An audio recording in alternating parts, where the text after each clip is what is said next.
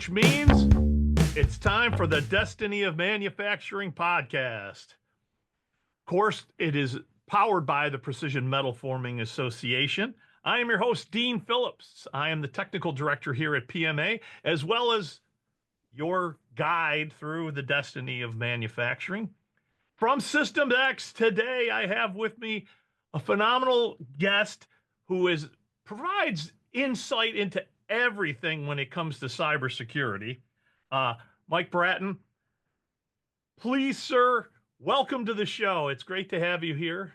Yeah, I appreciate it, Dean. As I mentioned before, I'm battling a little bit of a cold here, but I think I got enough cold medication in me to really drive through this. Thank you so much for being here. And now I'm going to make a horrible pun and say, well, I hope you didn't get that virus from one of the programs you were working on there. Ah, I see what you did there. Good play on words. Well, we appreciate all your hard work and working with the PMA to continue our security on our systems and that. So we do appreciate that. I know your role at Systems X is IT success strategist.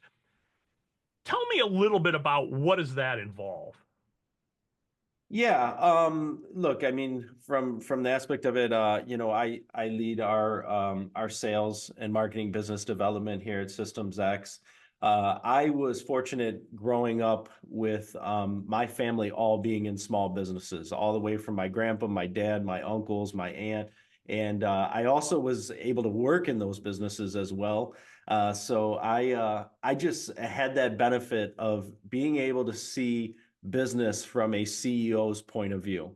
And so when Systems X brought me in about 5 years ago, I think 5 years, yeah, time flies. That kind of became our differentiator because for CEOs and non-technical decision makers to be able to make smart decisions around their IT and cybersecurity, sometimes the technical jargon gets a little crazy, and then they start to avoid those decisions. So we've really kind of made it our strength to look at technology, security, different things from the decision maker, the CEO's perspective. And so that's been our journey for the last 5 years, and it's panned out well, and it's been a great partnership with PMA. I think we've been an affinity partner for going on 3 years now. Yeah. And so that's served us well. Great.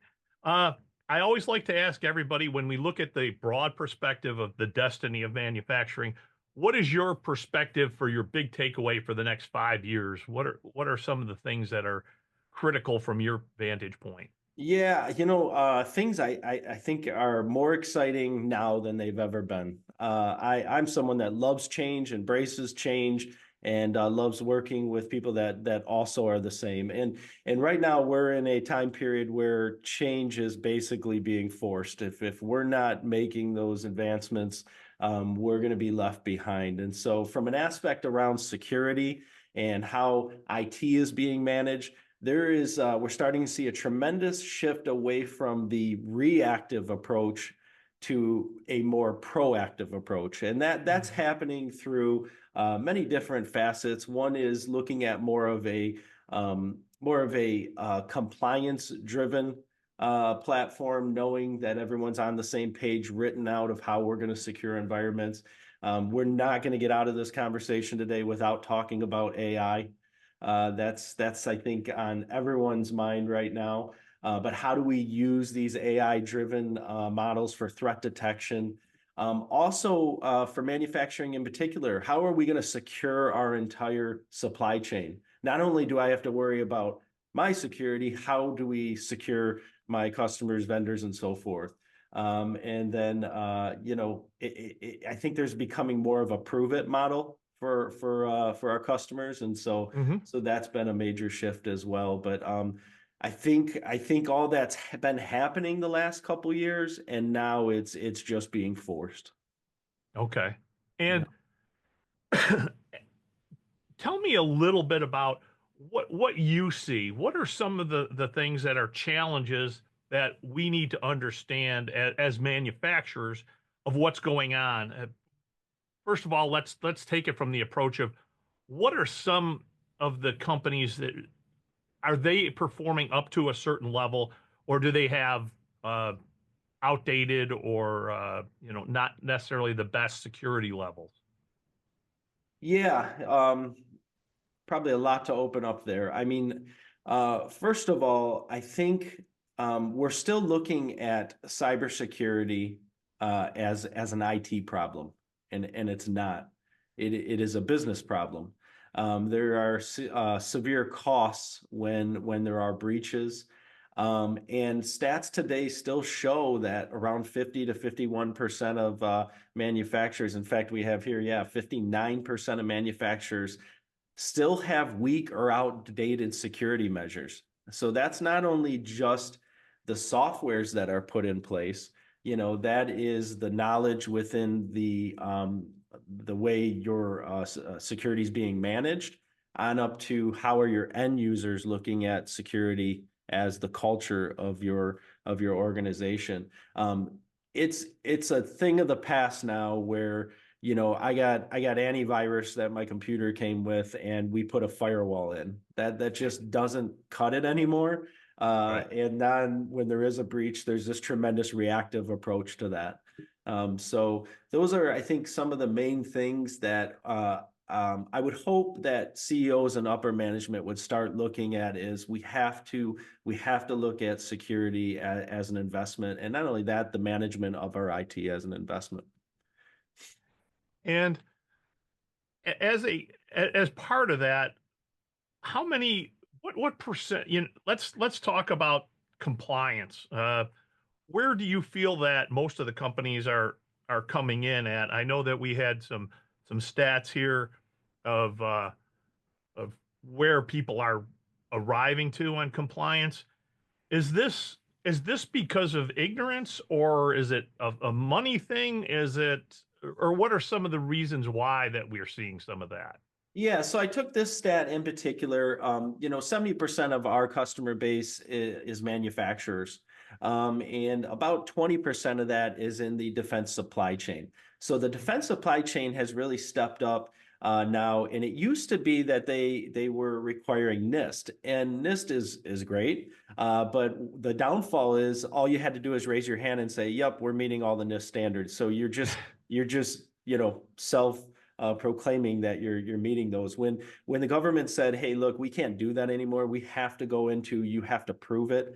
That's when CMMC came in, and that's been really interesting because they're focused on the supply chain. What's happening is, a small manufacturer making, just maybe a small part. May not seem like, well, I don't need to secure my environment. What's happening is they're infiltrating that environment, and they're riding up the supply chain to the primes. So they're trying to lead the way here in that compliance is no more self-attest. You have to prove it. And proving is becoming a big thing now. We're even seeing in the automotive side, and I'm sure a lot of the manufacturer members at PMA are seeing that, a lot of the tier ones, and they're no longer just kind of asking, "Hey, what's going on?" They're sending out questionnaires. They're wanting to see incident response plans. They're wanting to see cybersecurity insurance policies. They're wanting to know, are you secure? And that's a way to also gain a competitive advantage within your space. But yeah, Mhm. I mean, compliance, we kind of felt in on our side, if we just talk in my industry, you have your MSPs out there, your managed service providers, and if they haven't shifted to a security first focus, they're going to be obsolete in the next couple years. And then we say, okay, now you're security focused. The next wave is, can you bridge the gap for compliance for your customers? Because it's really moving towards you have to prove it, and here's what we're looking for, and do you have this stuff in place? So getting on the compliance bandwagon is really the future. Yeah, and you mentioned supply chain, and one of the things that I did want to mention here, or bring up that one of the slides that you provided, um, is how do we, as a manufacturer, how do we make sure that we're compliant, but also our suppliers are compliant within that supply chain environment? Yeah, it's really taking on what you've been asked. So if you're tier one or your customer starts asking you questions around what you're doing for security and securing their data, you have to trickle that down to then your supplier. So yeah, it's I think right now a way it's really being forced through is around cyber insurance.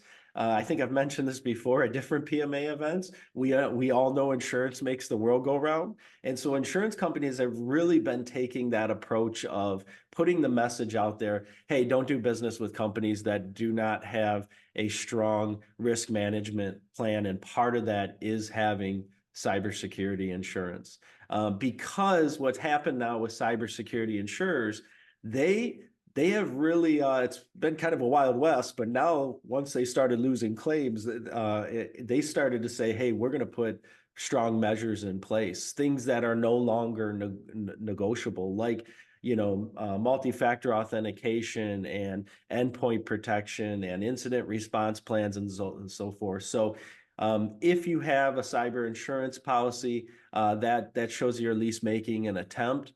Now, the insurers still have to get better at making sure that they can show that this stuff is in place, because even that right now is done through outside scans and stuff, but that's not I don't think is overly effective right now. But those are the things. Start asking those kinds of questions, and that's how you're going to start to shore up your supply chain. Yeah, and it's interesting. I just think of it as an individual. Uh, I would say, and I'd like to believe that we're better than we were 2 years ago or even a year ago, only because I don't get the constant barrage that my identity has been compromised because of somebody, again, whether it's somebody in a medical, a banking environment, and any of these places. Is some of that due to uh, lawsuits and things like that, where these larger size companies have been saying, "Hey, we've got these lawsuits against us because we've compromised people's data, and we have to push this out more." Is that part of it, or is it maybe just sweeping it under the rug, so to speak? I think lawsuits are a big deal. In the defense supply chain, the False Claims Act is extremely important to take very serious, because they are forcing that through. If you're lying, saying you have these things in place and you don't, then that becomes an issue. I don't know about you, Dean, but personally, I feel like every week I get a letter in the mail from someone telling me my data is out there. So I think personally now we're looking at it as, okay, all my data is out there. It is what it is.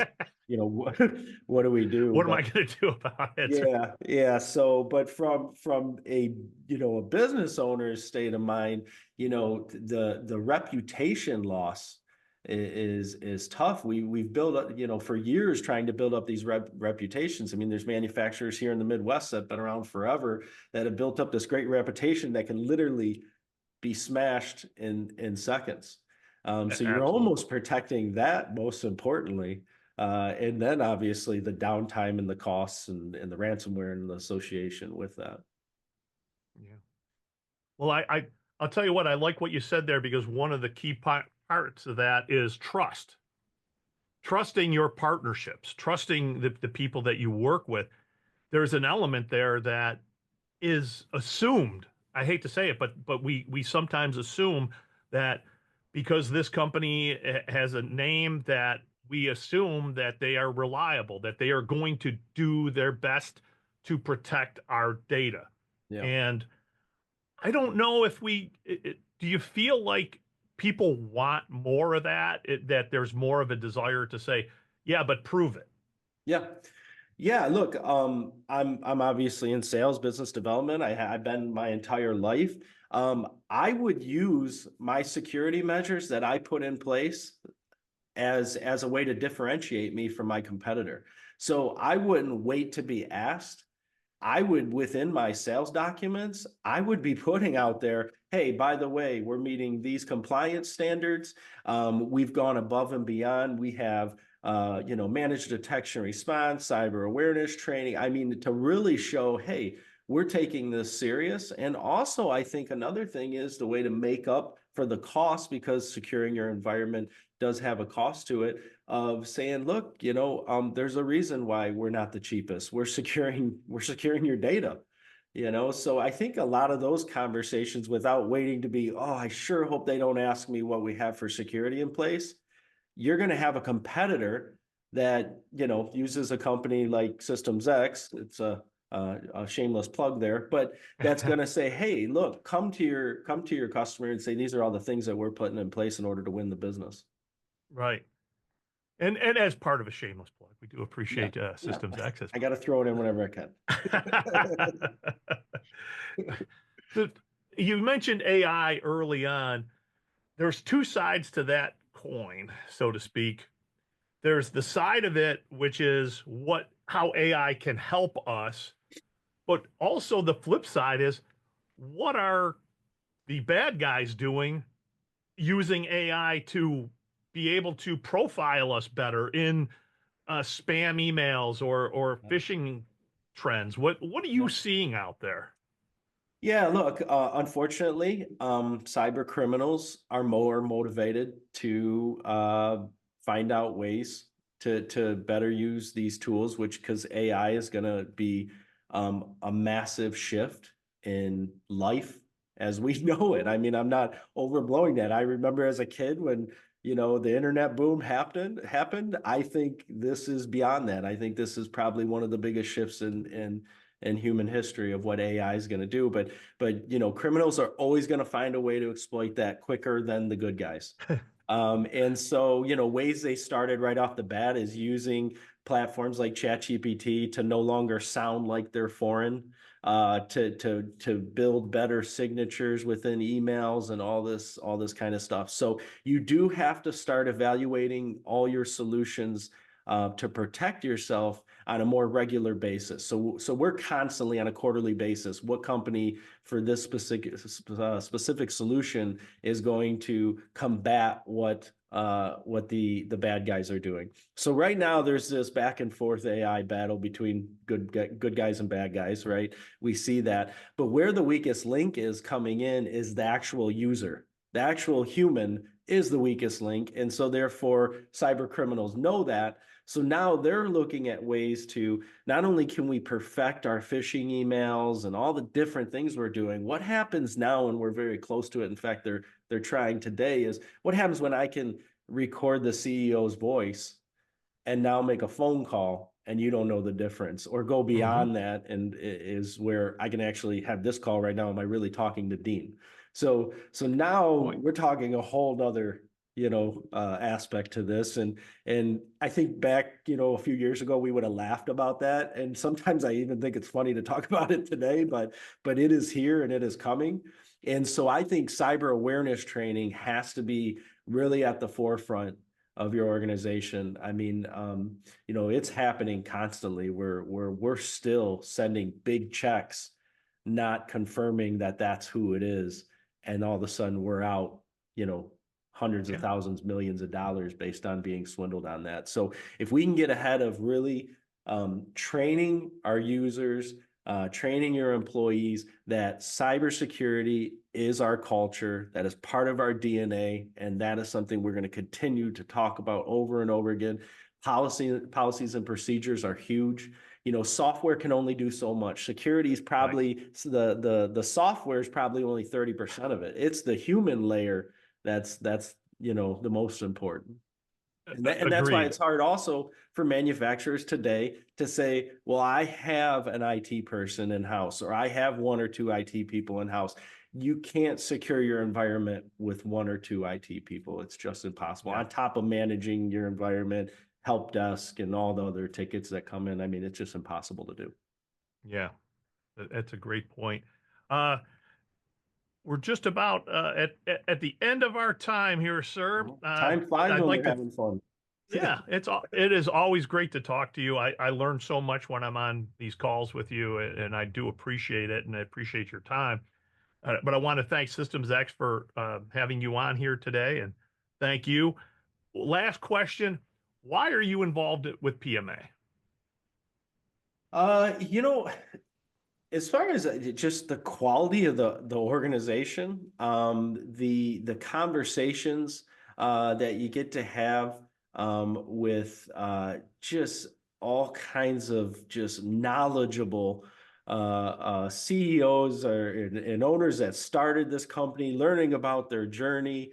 So much value out there. We're part of it because, like I mentioned, most of our customer base is manufacturing. We were born out of manufacturing. Our team was the IT team 20 years ago for a tier one automotive supplier. So that's just always been where our heart is, and so we just looked at it as a great opportunity to be a fit to try to help manufacturers understand where they stand today in the optimization and efficiency of their IT, and how can they do business securely using advanced solutions and procedures. So it's kind of a match made in heaven. We get to learn more and more about what companies in the manufacturing industry are doing, which helps us improve our knowledge to help our customer base, but also to try to bring as much value as we can to the members. But it's been an awesome relationship. PMA is just top class, and their members are just also top of the top. Yeah, I would agree.